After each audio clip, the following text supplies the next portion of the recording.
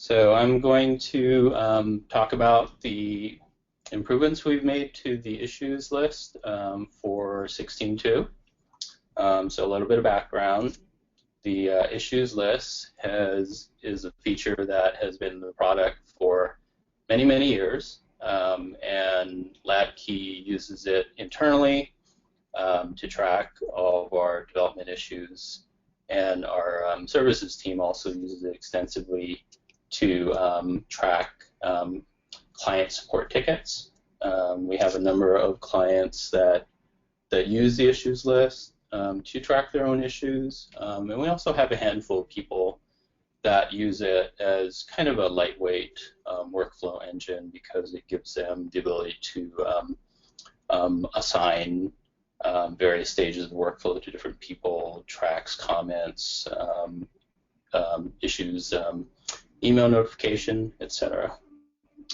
So the main motivation is there's actually several here, but what I'm showing right now is the legacy 16.1 admin page, and so if you look at it, so this is basically the main configuration page for an individual issues list.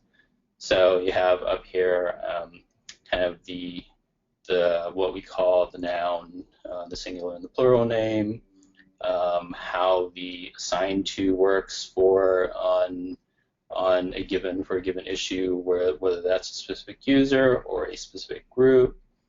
And then down here, these are sort of custom fields that you can add to your issues list.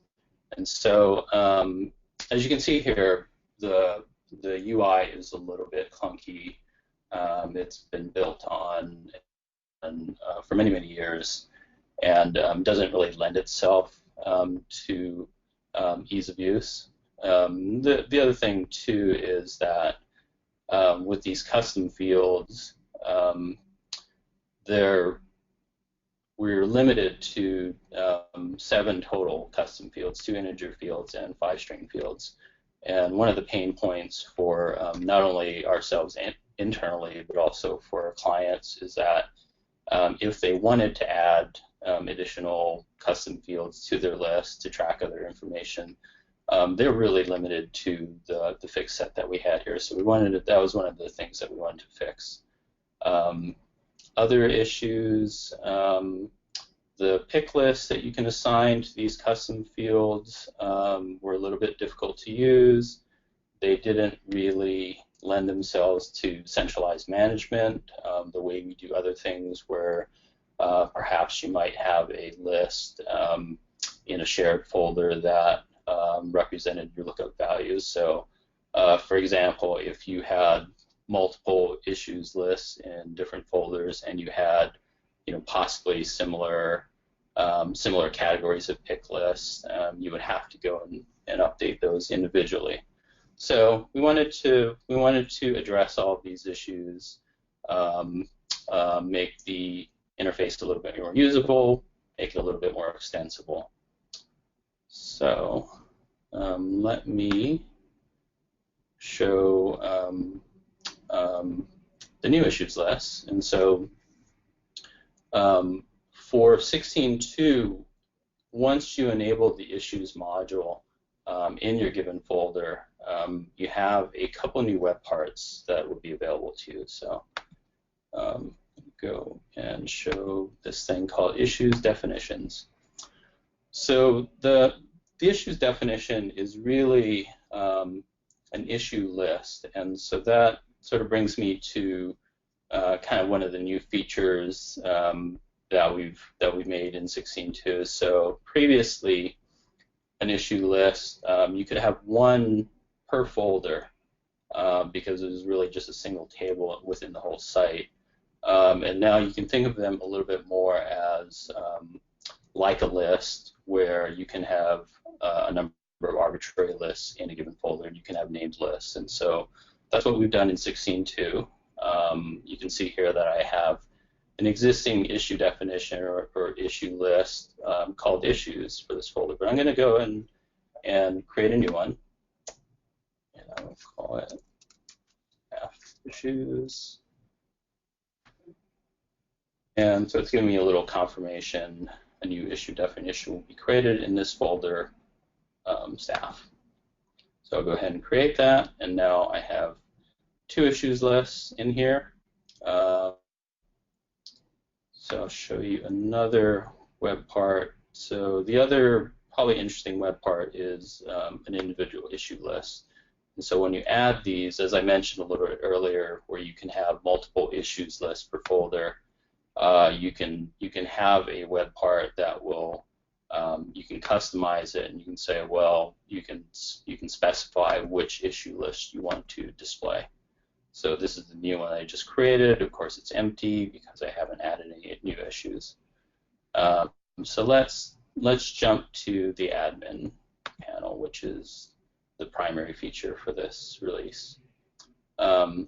So this is the new admin panel.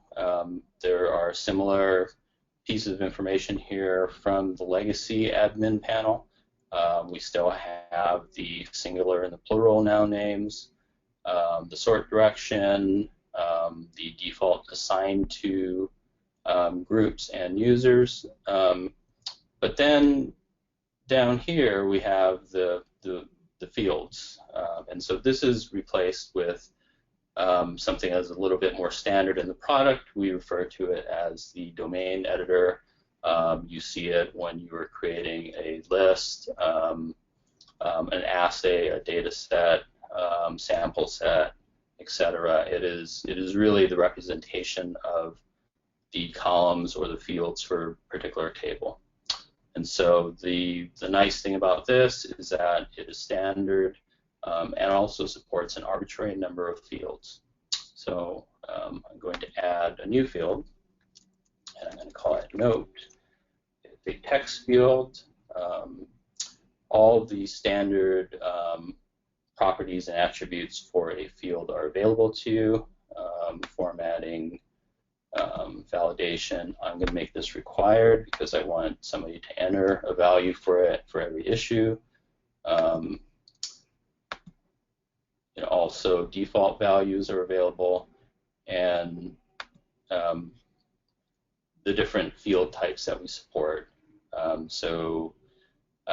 Prior to this, in the old issues list, we would support only text and integer fields, and so now you could, if you wanted to, you could add a Boolean field, multi-line text field, numeric fields, etc., and they should render correctly. So I'm going to keep it simple, and I'm just going to save that. And so now I will go and create a new issue. There's my custom note field. It's indicating that's required. So I'll go ahead and create an issue, assign it to myself.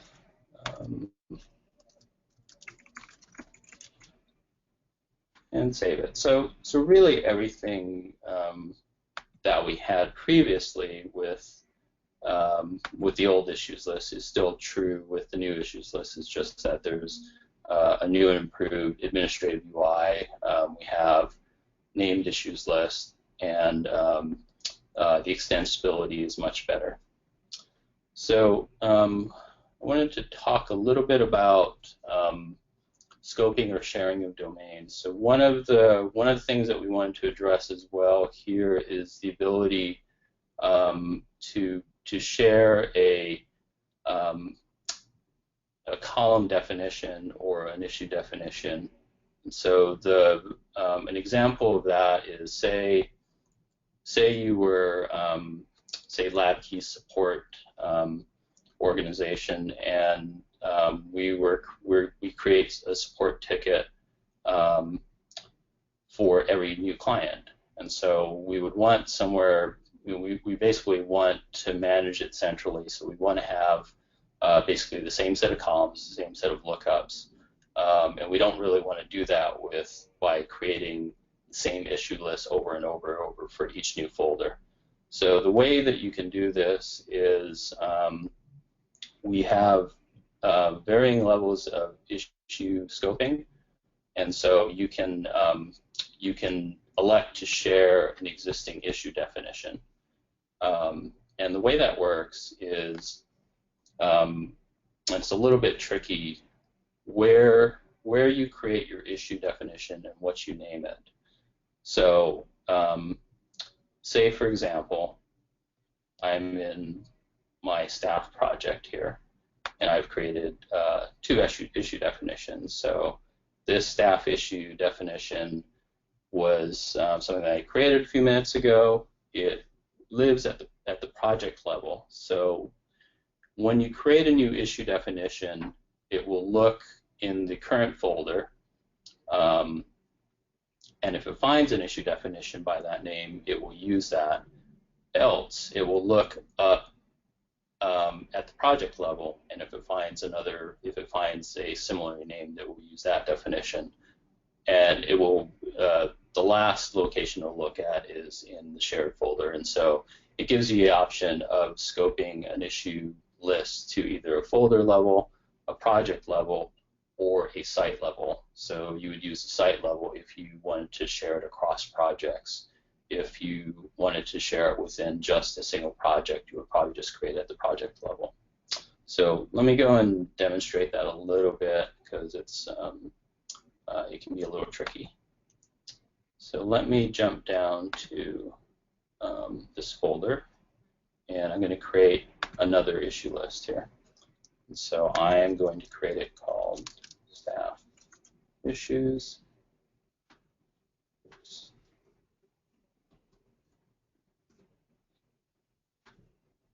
And so when I offer it, it's going to give me this confirmation. And what it's saying is an existing definition was found in this folder, staff, which is the project group. So it's telling me that the existing definition will be shared with my new issue list.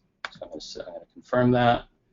And so if I were to look at this and say create a new issue, one thing you'll notice is that it has the note field that I added there. So I can create another issue.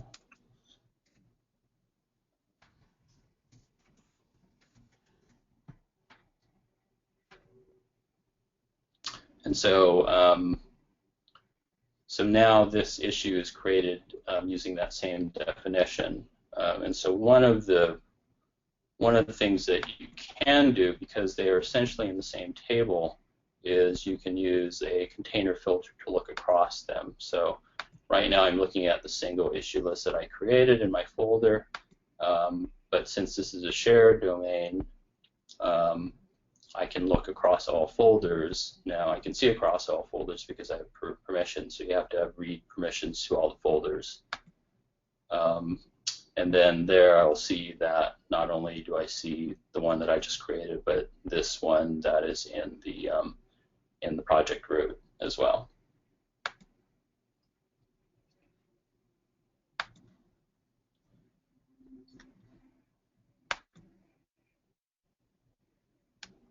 So that is the primary new features. I do want to touch a little bit on the migration of existing data to the new features. So we do have, when people install 16.2, if they had any existing issues lists and custom configurations, those all should be migrated cleanly to the new implementation. There may be some problems with custom queries because some of the table names may have changed slightly, or any bookmarks. Some of the parameter names may have changed as well. So if you, for clients that did use the issues list and are seeing possibly errors in queries or bookmarks that work, please contact the LabKey services team and we'll get you fixed up right away.